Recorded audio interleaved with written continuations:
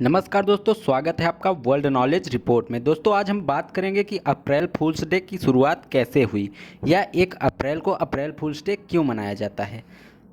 आज के समय में हम एक ऐसे कैलेंडर को मानते हैं जो 1 जनवरी से शुरू होता है, परंतु हमारी हिंदू मान्यताओं के अकॉर्डिंग जो संवत चलते हैं उनमें न्यू ईयर कभी और माना जाता है। ठीक इसी प्रकार से भारत के बहुत से ऐसे क्षेत्र हैं जहाँ पर न्यू ईयर की तारीखें अलग अलग हैं।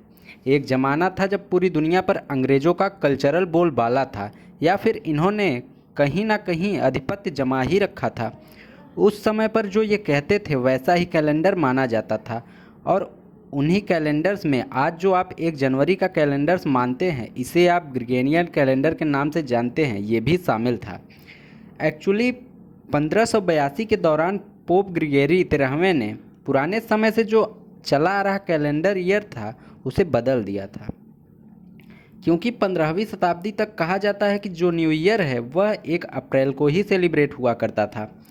पहले ब्रिटिशर्स फ्रांसीसी ये सब पोप या चर्च के रीति रिवाजों के द्वारा ही संचालित हुआ करते थे।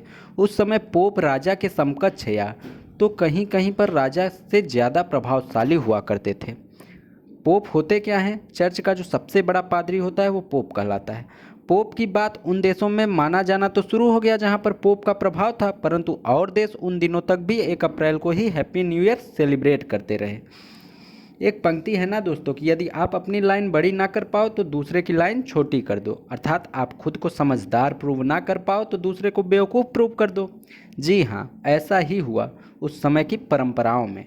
जो 1 अप्रैल को सेलिब्रेट करने वाले लोग बचे, उन्हें कहा जाने लगा कि ये तो पागल लोग हैं। क्यों? क्योंकि अब तो दुनिया बदल चुकी है। 1 जनवरी को हैप्पी न्यू ईयर होता है अब तो, लेकिन ये पागल लोग हैं अभी भी 1 अप्रैल को ही मना रहे हैं।